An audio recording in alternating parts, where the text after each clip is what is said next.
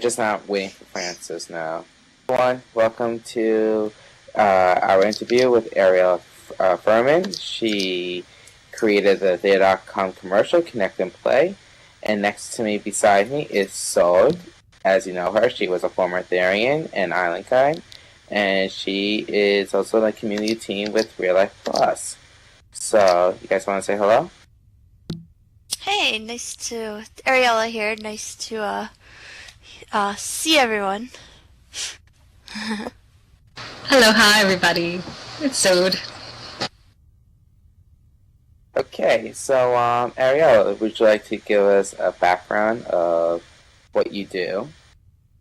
Sure. So I run a company called Framed in 3D, and we create 3D animated promos for a very diverse roster of clients. We've worked with virtual worlds like There.com and Second Life, and we've also worked with a number of real life clients.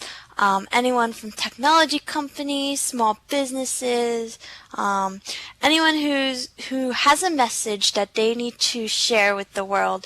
And I guess what my job is to kind of be a bridge and be able to tell that message and spread it to other people via the internet. Wow, that's pretty good. Thanks. Now, who do you work with? Like, what kind of companies have you been working with throughout the years? So, I've worked with some pretty high-profile clients, and I work with some small businesses, and I love working with both for different reasons on their own. I think people know my work most by some pieces I did for IBM. I got an opportunity to work with HP, with Eli Lilly, and a couple others, and all of their needs were all very unique and all very different. But their basic premise was they had a story to share, and I had the opportunity to visualize that story for them with animation. That's pretty good. I wish I was able to do that. Now, what do you use to produce your advertisements, your virtual advertisements? So I use a virtual platform. So for Dare.com, I use their platform. And for the majority of my other work, I actually use Second Life. And basically I call it virtual filmmaking because people from all over come together. I have a team. I work with the builder who creates the sets. I might work with a character designer. And we're all a team and we create these visuals together. And I use a very simple software program to actually film the creations of my team called Fraps. And Fraps is a software program that will actually capture the screen and allows me to bring it into my editing system on my computer, so I can edit the video and edit the content so that others will be able to see it as well. That's really good. That is pretty great. Like, I wish I can't even do that with the Fraps, because if I use Fraps, sometimes my computer would just go in its crash mode, and then it takes me forever to get it back together. So what was it like? Now, how did they contact you? Like, how did they know that you did the advertisements? So I actually think I reached out to them first because I thought their platform was so interesting, and I saw some pictures and I read all about. I followed them through social media sites, learned about them, found out some of their goals and how they started, and just became a fan of their work and their platform. And so I contacted the company to see if they were interested in some promotional videos, and they were actually at a time where they were looking into this option, and we got to talking, and I was connected to a woman named Janice who works there, and her and I kind of became the brains to the project. We brainstormed together, worked together, and that's how we did it. That's great. And by the way, for those who don't know Janice, she is the high board area underneath Michael Wilson. She was known as the CCO. And right underneath Janice is B Square, as in Betsy Book. And she was the VP member experience as well. So now when Janice spoke to you and said it would be great if you would do your work with us, what kind of ideas did you have in mind to use for They.com? Well, she actually had a script that of all the different activities, vehicles, communities, and events that she wanted to be covered for the commercial, and it was in written form, and she sent me the document. And so she created this backbone for me, almost like a skeleton for me. And my job was to take that skeleton she created and almost add like the flesh to it, and almost like color in the lines. So I took the idea she had, and actually first thing I did was create a storyboard. And a storyboard is actually something used in film and video production where you draw what you're going to film. What you see in your head that you're going to film, you draw it first. On like a piece of paper using boxes. You can use stick figures. Any way to illustrate what's going to happen in the 30-second time span. And I sent her this document, and we kind of used it as almost our script. We would always refer to it, and it really helped us out through the production. So that's where the idea came from. And it went through a couple revisions until we came at something that we both were really happy with. Wow, that's really good. Now, how long did it actually take to develop the advertisements for the Connect and Play? So the pre-production, which is all the planning, the idea process we just talked about, that in itself probably took about a month. The shooting of all the real life characters, all the like the real video you saw, the real actors, that only took a day. And then the filming inside Dare.com, the virtual world, all the different events you saw there in the commercials took 2 days. So 3 days shooting, a month for pre-production, and maybe another month for editing and changes and preparing it for the internet, things like that. So maybe it was like, 2 to 3 month process overall, I would say. Yep, that's not bad. Now, I know it was your first time in There.com. Now, what was it like when you first entered there? Like, I know, like, as a new member, it's sometimes a little bit difficult. Like, what did you think of the user interface and everything that they had there? When I first came in, I thought it was simple, it was very user-friendly, and also very appealing. Just compelling how the menus were. I wanted to play in it, like I wanted to try everything out. I wanted to learn it really fast. And overall, as far as the camera controls and everything, I think I picked up on that actually pretty easy. I took a couple of days, came in a couple times, and each time I came in, I got more and more familiar, but I felt it was very user-friendly, and even if I'm a technical person, but even if I wasn't a technical person, and didn't work with computers all day long, I think I could have came in there and learned it very quickly as well. I think it was a well-created platform. Yeah, I thought that the user interface that they worked on throughout the years was actually pretty simple, and it has gotten a lot better throughout the years, even though they had some bugs here and there. But pretty much any virtual world that you go into has a bug, which we all know that. Now, I know that you worked with other members as well, with some of the staff. Now, who do you know who was in the video as the staff members for the characters? That's a really good question. Unfortunately, I don't remember any of their names, but I know that they were they all worked closely with Janice because I remember them being very closely connected and very friendly. So I felt like it felt like they all knew each other for years, and they were all so nice. Um, I I forget what their names were, but they all worked for their.com. I see. And I noticed that when I read your story on, I think where was it, online or on Twitter? I'm not too sure. I saw two pictures on there. One was the camera crew inside the house, and the other one was like outside in the cold. What was it like working outside in the cold weather? That was interesting.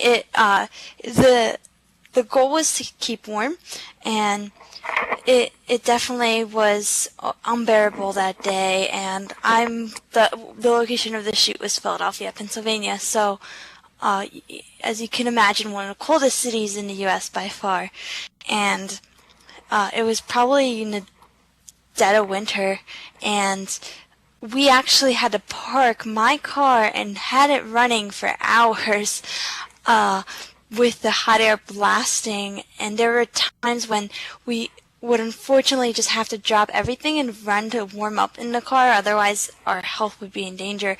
So Wow. everyone was getting frostbite, you know. I mean, we're all wearing gloves and things like that, but I think the only person that was safe from the bitter cold was my dog, because he has a very large fur coat. You saw him in the video for about a second. Now, do you know where inside the house it took place? Like, I don't know if you're allowed to give out that location. Oh, I'm sorry, what was the question? Do you know where it was located? Because I noticed, like you said, it was like in the house. Do you know where? Yeah. So the house was actually my parents' house, and it's in Philadelphia, Pennsylvania. Does that answer the question? Yeah, I see what you're saying. Now, who are those people inside the videos? Because now, are those the aliens themselves, or they're just some random people? Well, those people were actually actors. So I'm sorry to say they weren't Darians. We basically casted them using various websites, and they were all aspiring actors and actresses in the Philadelphia and outside Philadelphia area. I think there was maybe a couple from New Jersey or New York. But they were all really interested in participating, and a lot of them became so interested in Dare.com that a few of them did end up joining because they wanted to get into the role, they wanted to get into character, and they wanted to know what Dare.com was all about. Wow, that's actually interesting. Who knew that the actors would actually join to sign up there.com?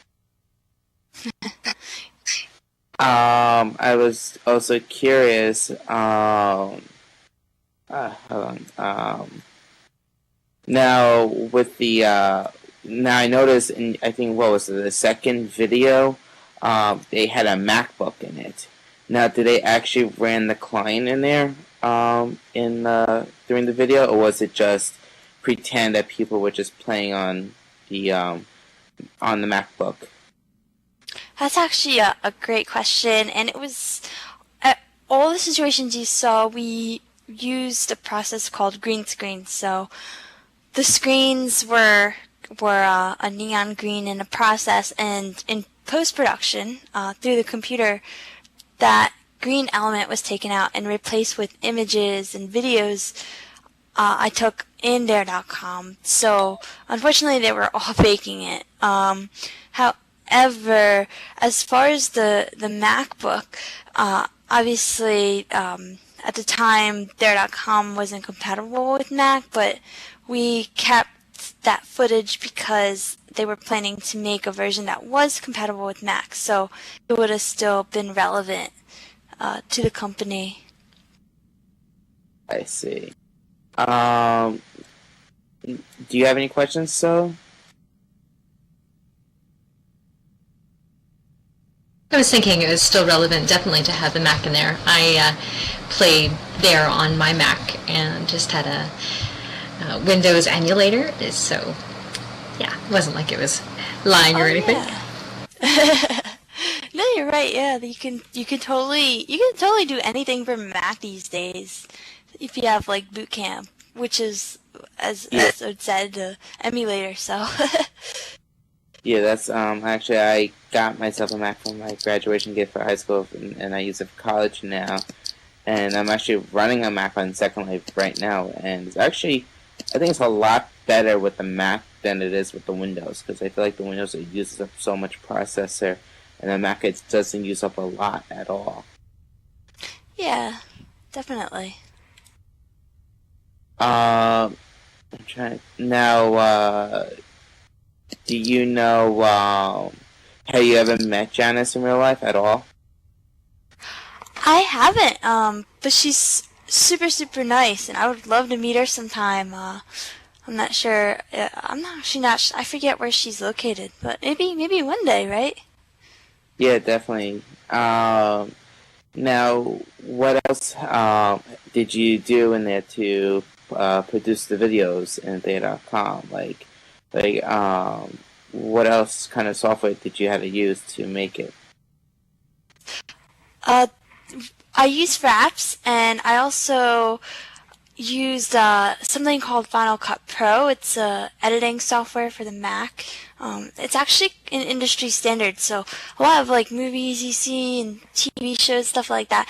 A lot of them use Final Cut Pro. It's a very well-known program, and I use that to cut together the different video, and I boosted the color a little bit, not much, but made it, a little glossy. And yeah, those were the major programs. Yeah, I was wondering, did you know what the concept of the advertisement was about? Like, did you know what kind of plans their.com had for the advertisement? Yeah, so the original plans was it was going to be a promo that users would see the moment they entered the site. So they'd enter the site, and on the front page, they'd have a selection of 3 videos, and two would be the ones I created, and the last would be, I think it was called a Mall's Day Out, or something like that about that one girl, and it was just a way to attract users right away with something that's a little bit flashy and fun, and could tell the story of Dare.com in a short span of time, just to really, I'm assuming just to really grab people from the start and show just really how much you can do in there as an avatar, and the kind of relationships that are formed, the activities, the events that happen, and also the other goal was to show that each of these characters is represented by a real life person somewhere that's just like you or I, and are all diverse. And you saw that by all the different actors we casted. They were all different ages, but all, a lot of fun and looking to make connections and have fun. So they wanted to share all these messages, and that's one of the reasons why they wanted it, loud and upfront on the front page of their website. I see. So pretty much, like, even though let's say you're 53 years old, that this game's still for you, even though you may see teenagers in there. It's pretty much for all ages, as you may notice. Like, you may notice that there's a lot of adults in the virtual world than there is for teenagers. But also it's meant for every age to come in, socialize, interact, play games, cards, own a house, and everything. Exactly, it's true. I think people don't right away. They don't, unless they see it and they hear it and they experience it through video. It's hard using just the website and text to show just how action-packed the game can be and how fulfilling the game can be for a person, just because there's something for everyone. Yeah, I see what you're saying. Did you know how they were going to release it? Now I know they were going to put it on YouTube and on their website, but did you know if they were going to put it anywhere else besides those two? No, I think those were the main ones because I think most of the people who were coming to their or who were interested in joining their.com would actually go straight to their site and that'd be kind of the first thing they experience. But I'm actually not 100% sure if they were going to use it in other venues, but those are the two that I know they talked about. Yeah, I know for those people, if you are looking for the Connect and Play videos, they did remove it from YouTube, but I could get you guys I could get you guys the video. I think They're on my site. Yeah, they're on your well. yeah, they're on your YouTube site, right? It's under Arielle Furman. Is that right? One word. Exactly. Well, it's just framedin3d.com. All one word. Framedin3d.com. And the last, if you click on Reel, that's the last two videos there. Yeah. That's excellent. Isn't it like all she had to use was fraps and frame cut 3D and like presto, it's like there you go, there's like your advertisement video. Really glad that you still got it because I haven't seen it since there was up, and it's kind of sad that it was taken down. Obviously, you could tell a lot of work was put into it, and I have to go check it out again. Definitely. Yeah, definitely. I appreciate that. Do you have any questions? Anytime. Like, you did a lot of work for it, and I think you should deserve credit on it. You know what I mean? I was just thinking, it's amazing. It's amazing how much extra work it sounds like taping in the real world is versus online. And do you very much prefer working with the online medium, taping in worlds, or do you also really like taping in live? That's a great question. I gotta say, like, real life filming is, it's just, you're right. It's you hit the nail on the head. It's so much more energy, but it's also so much more money. So me personally, I like to, work strictly in virtual worlds, but sometimes you need real life video involved in a project for one reason or another, to almost bridge two worlds together. And I think when all is said and done, despite all the extra effort that goes into real life production, to see the two worlds at play intercutting is the strongest visual experience that I've ever gotten to produce. I think it's really strong to see that play, but a lot of extra work.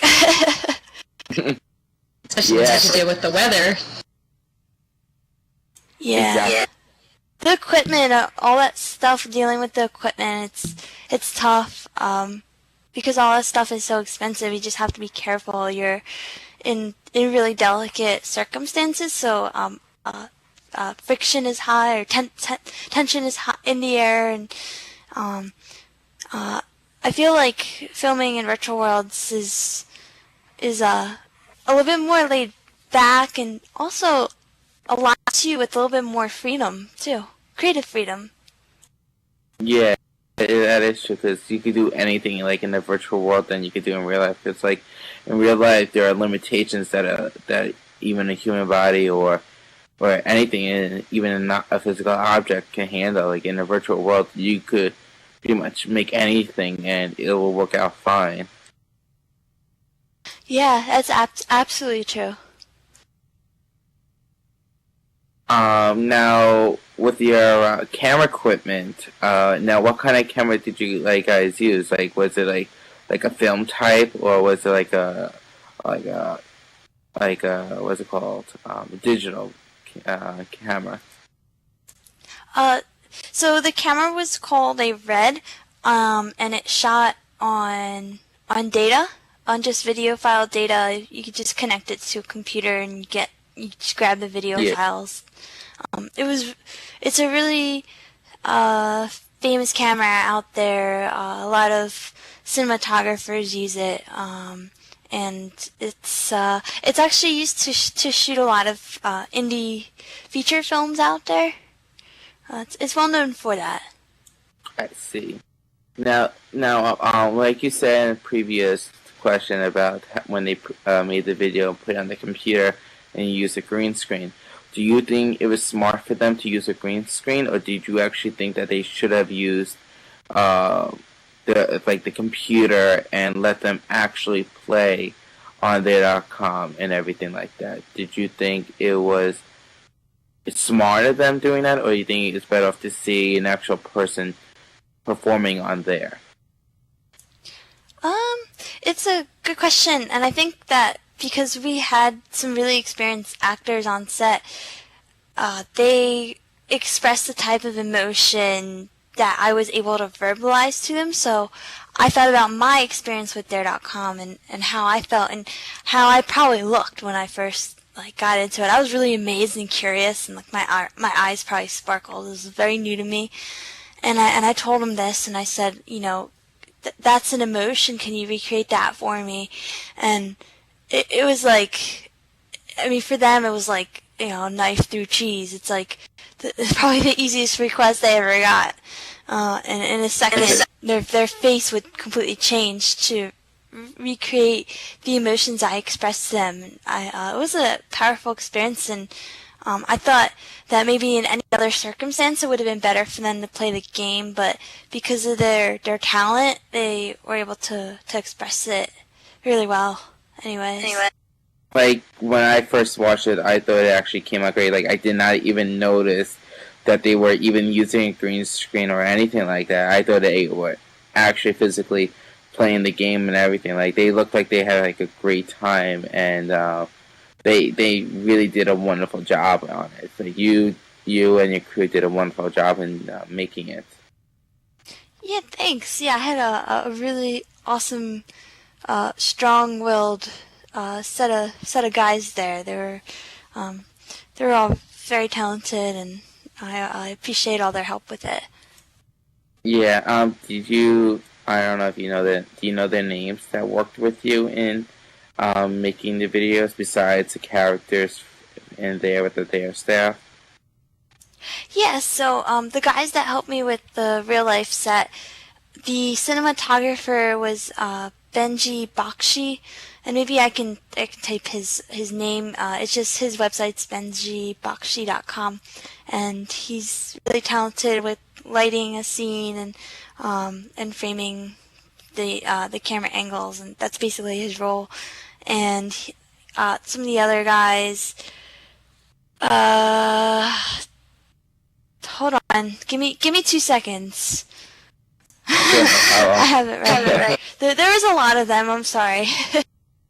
It's okay. We could play that Jeopardy music right now and while we wait, and then when you come back, we could stop. Do you want to ask me another question while I look for it? Sure. So, do you have any questions as well for her? I was just thinking, I never would have noticed that it wasn't an actual computer screen that was being displayed in your commercial. I thought it was them actually playing there. But isn't it true that computer screens don't render properly when you videotape them? That's why they use green screen. Yeah, you're exactly right. It totally depends on the camera, but it's not ideal because you lose quality. So yeah, you're right. You know a little bit. I could tell you that have you dabbled a little bit in filmmaking before? No, I just watch a lot of DVD extras. Oh gosh, those are so much fun. I love behind the scenes. Actually, I was actually thinking of that. Just actually came up in my head. What inspired you to develop, to start doing the virtual world advertisement? What made you, who was your inspiration in it? Oh, can you repeat that? I'm sorry. It's okay. What made you start doing virtual advertisement? Who was your inspiration in doing it? Oh, great question. So I started doing it as a class project. I took a new media class in school, and we had a speaker, and he told us all about Second Life, and I jumped in on it, and I thought it was so cool. And for my class, I wanted to show them, look at this new world, look at what people are creating here, and look at the characters people are playing here. But I had to figure out, well, how do I bring this to my class? Because I can't open Second Life in my class. The computers are too slow. So what do I do? So I figured out how to film, and that was my inspiration. Is I guess I was just trying to impress my classmates. I really wanted them to think I did a good job, and obviously I wanted to get a good grade. But that was my first inspiration on learning how to really capture virtual film.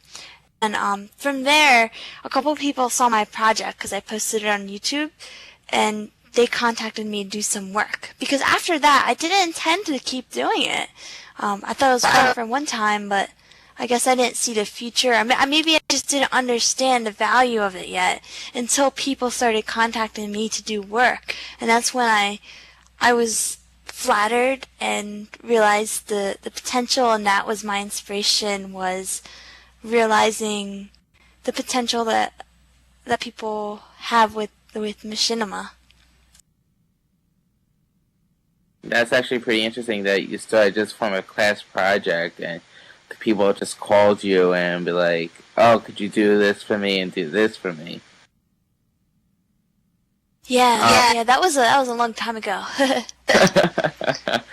I was curious.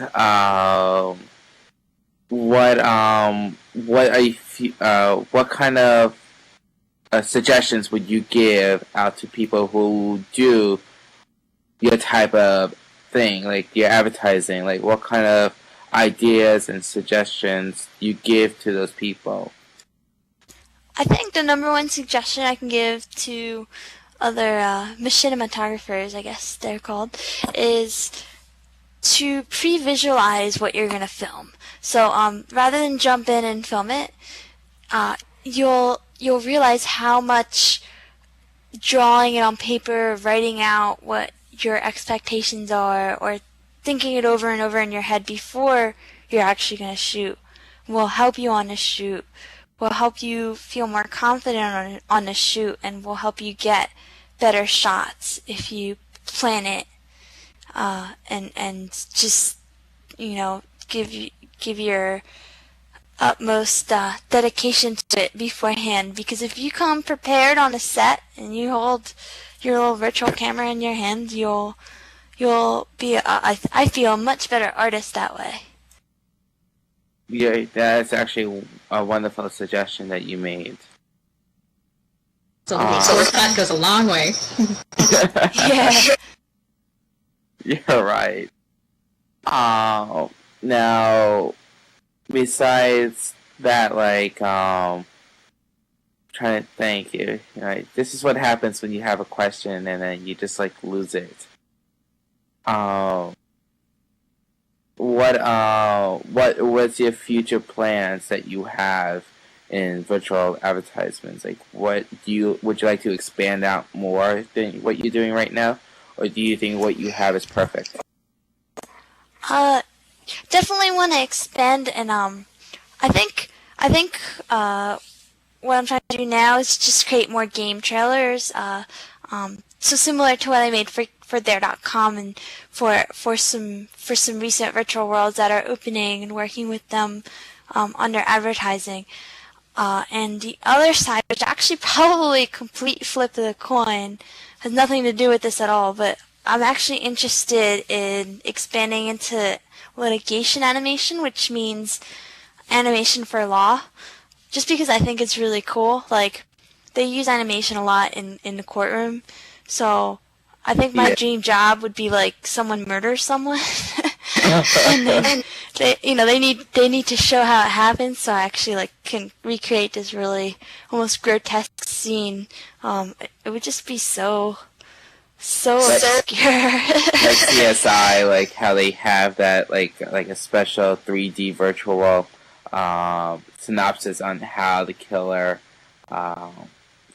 shot the victim, because I actually sort of saw that in one of the episodes.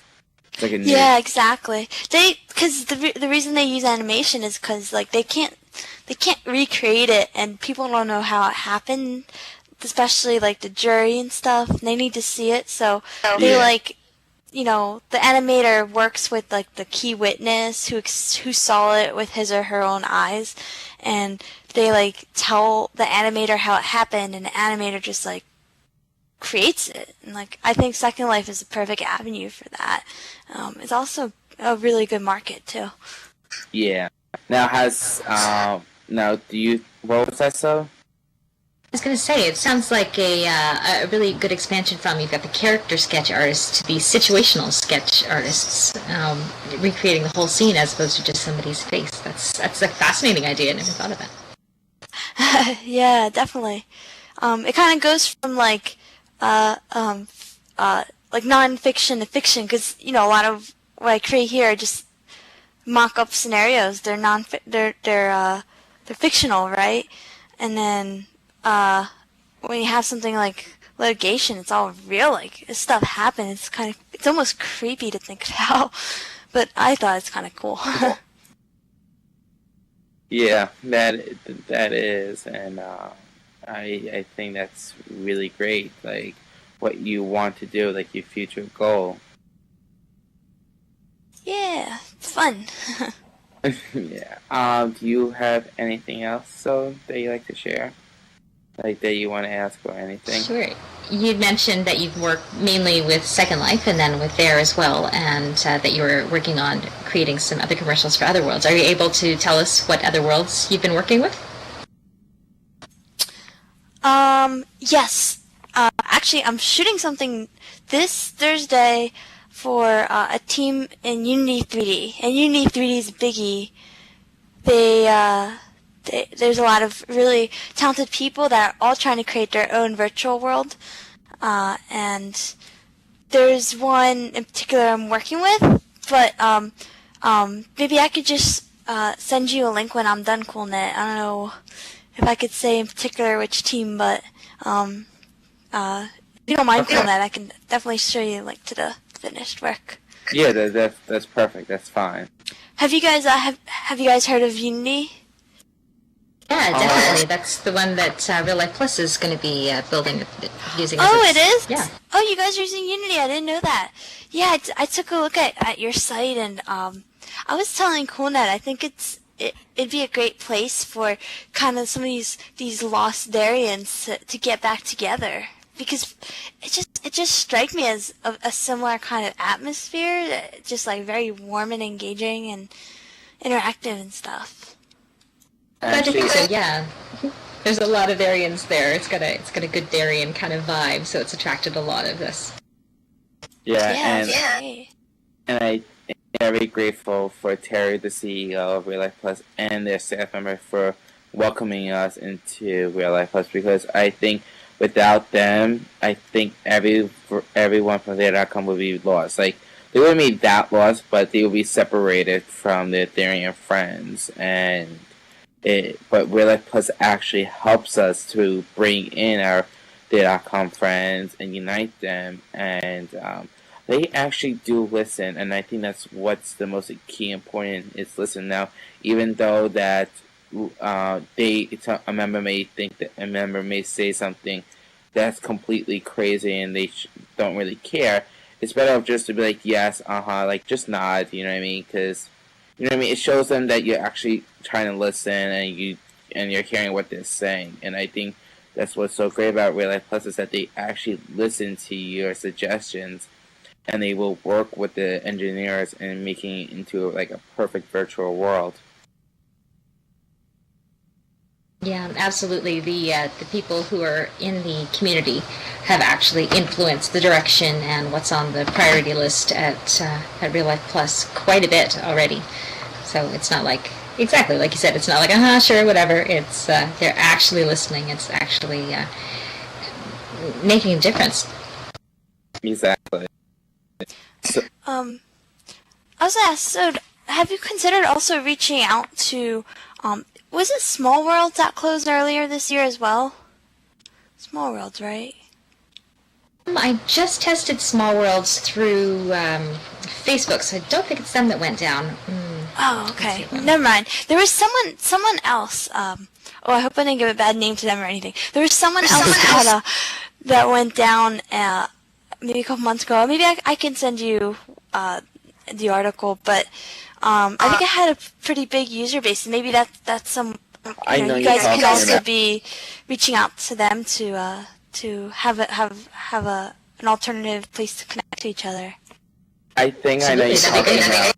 Yeah, I think I know you're talking about, because I remember right after Michael Wilson announced his announcement about their closing, there was an article. There was a friend of mine sent me a link telling me that this Oslo virtual world was closing, and it was a big virtual world as well, just like their.com. And Right. I think that might be the one that you're talking about. I gotta find it. Yeah, it was right around the same time.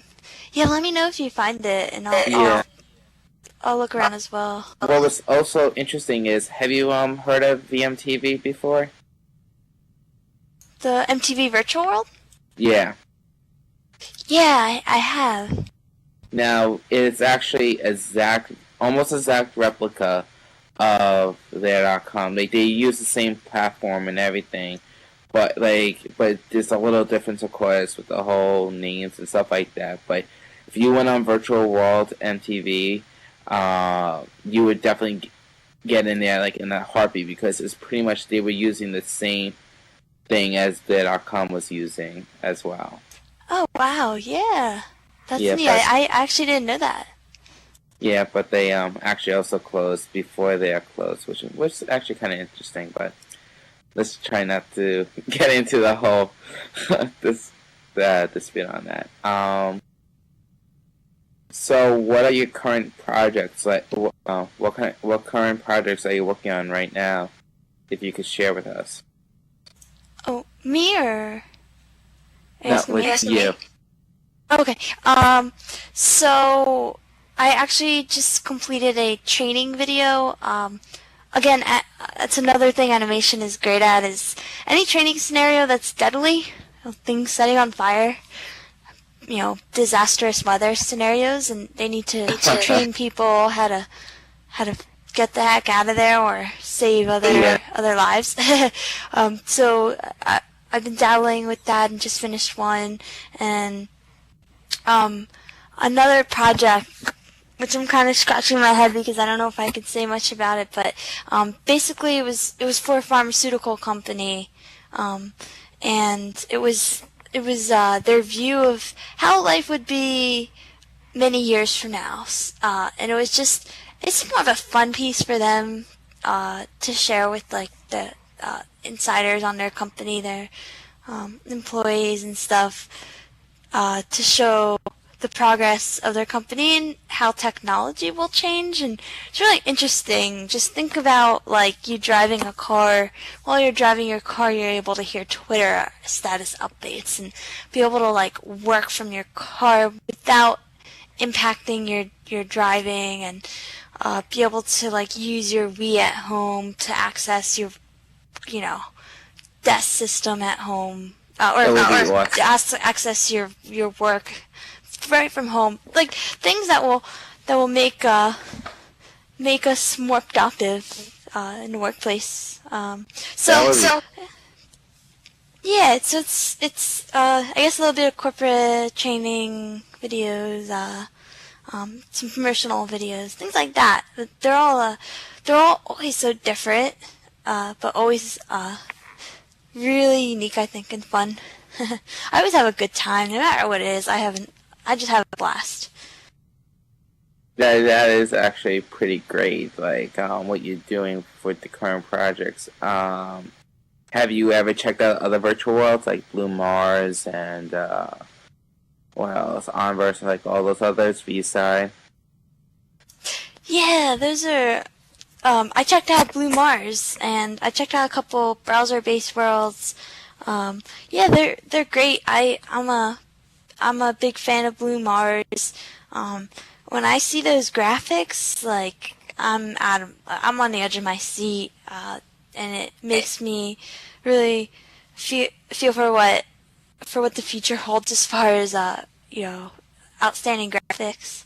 Yeah, like when I first entered, now I had to use Boot Camp, of course, because they're not up to the Mac client, and I think they're coming out with a cloud server this year, which is not ready yet. It's going to be able to allow any computer to be able to use Blue Mars, whether you have a Unix operating system or Linux or just a very old computer of Windows. You should be able to access it with through, I think, your web browser. Now, when I saw it for the first time, I was surprised. Like, I was like shocked. Like, just seeing like crystal clear water, and like you can see like every movement of it. It's like watching a movie in HD. And it's really crazy. It really is. That was definitely my experience too. And that's what I love, but it also does take a toll on it for those who don't have high-end computers. It's unfortunate because the graphics are pretty amazing in Blue Mars. The trees actually look like trees. It's fabulous. Yeah, and there.com. The shadows. Oh yes, that's also true. That is also true. So Arielle, do you have any questions for us about Real Life Plus at all? Because I know that you were interested in it. Yeah, I was wondering, is it available? Do you guys have a trial version out, or is it available for just an open download right now? Well, we're not available for download yet. What we've done is just entered the closed beta for the first piece of Real Life Plus, and we are going to be releasing it piece by piece. And what's available right now is Style Studio, which is our clothing design tool, and that's being made. The idea behind it is that we want people not just who have really high-end image editing programs, but also people who just have a passion for fashion. They can log into Style Studio and get designing and to get up and going within 30 seconds. You don't need a lot of training. You don't need a tutorial. You just log in and go. So, that's the first piece of it. And as I said, it's in closed beta right now, and we're hoping to go to open beta with that very soon, and then add more pieces, which, of course, I can't talk about. Yeah. Oh, that sounds really amazing. So you guys have a little bit of like user development going on. So can users design other things as well in your world? Yes, that is the plan. This is not going to be the be-all and end-all of the user creation tools. This is just the one that anybody can use. There will also be higher-end developer tools where people can take the template and paint skins directly on that. But that's not in testing yet. Yeah, that sounds amazing. And are you guys catering, like, what would be your, like, ideal user base? Or are you catering a little bit to bring some businesses in and things like that? Or if you're not allowed to talk about it, I understand. Yeah, with the sponsors, I think it will be open to sponsorship. But for the key demographic, if that's what you're talking about, the key demographic we're looking for is PG-13, so 13 minimum, and we're looking at a mature audience, but not a mature as in XXX mature. Gotcha. Actually, during the webisode that they had last week, I signed up for the webisode through there. I think, what was it? The iBright, I think that was called, or something like that. No, Everbright, that's what it was called. Eventbrite. Yeah, and during that, I also signed up for the Pop Chips, which I hopefully will be getting them soon because I'm so excited for those. And also, I did sign up for the Style Studio, and when I first went in there, it was outstanding, like how easy it was just to make a texture, and it was just like, even like maybe a 6-year-old could just go on it right now and just design it, you know what I mean? It's just so easy. I don't know how easy it could get. The ease of use is really amazing on that, and it's just going to get better because we've only enabled a few of the tools with that, and there'll be more within the next few days. It sounds like it will really attract a lot of designers because they say, to have like loyalty.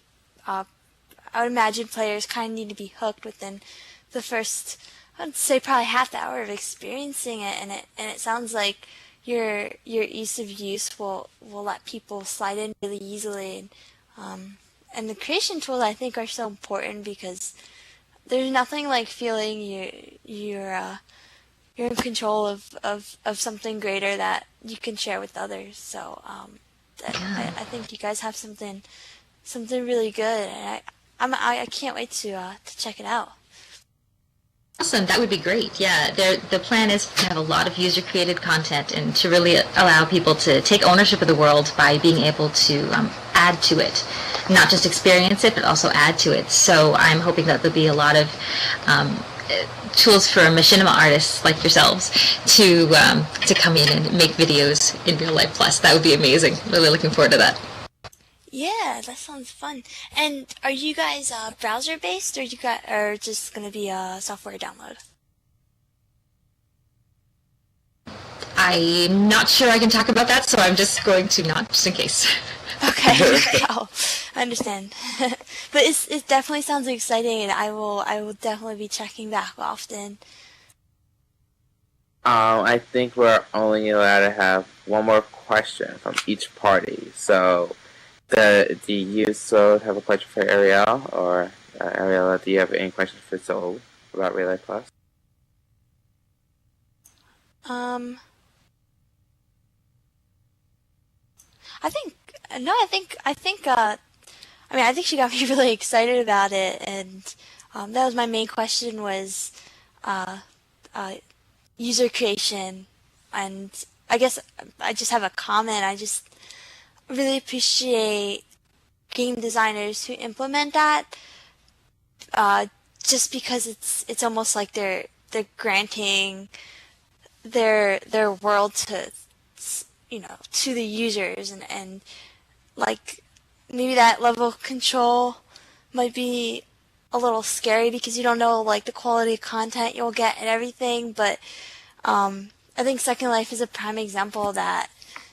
uh, just some of the sheer talent that comes out of that, uh, and kind of almost like paints the world. It's really inspiring. So I appreciate that you guys are venturing in that direction. I think that will be really successful for you guys.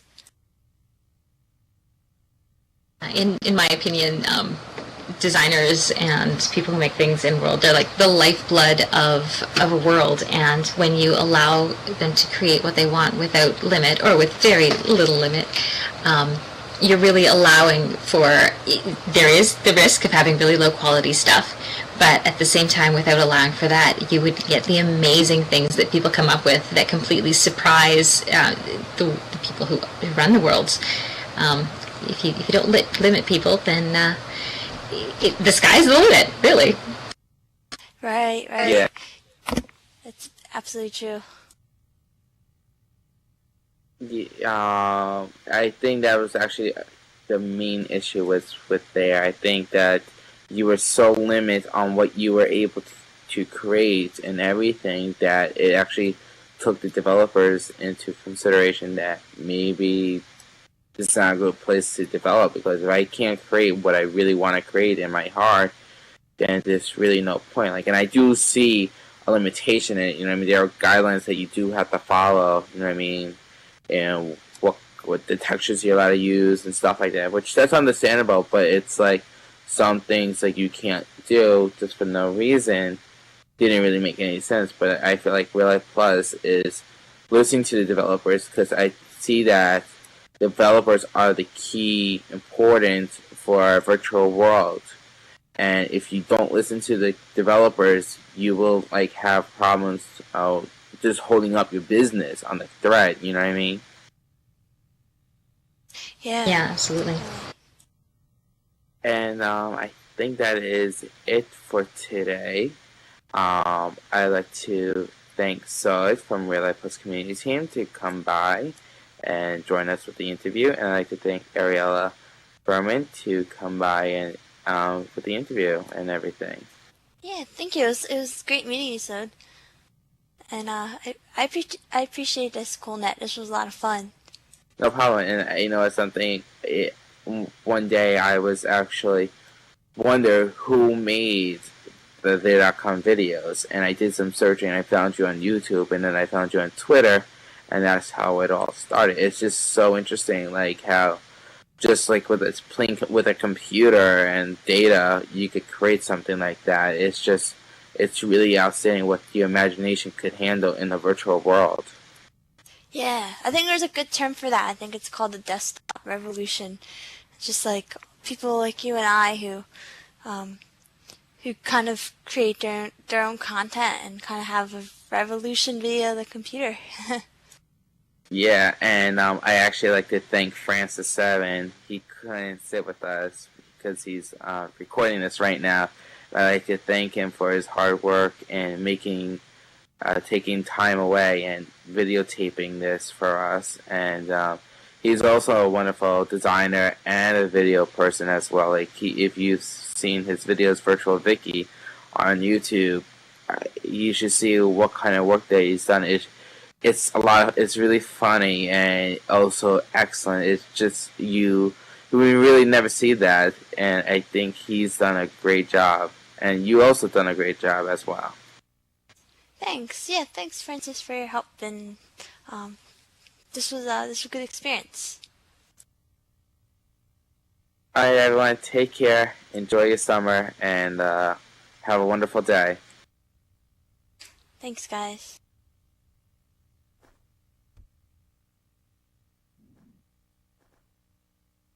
Cool. So Videos that they wanted you to do.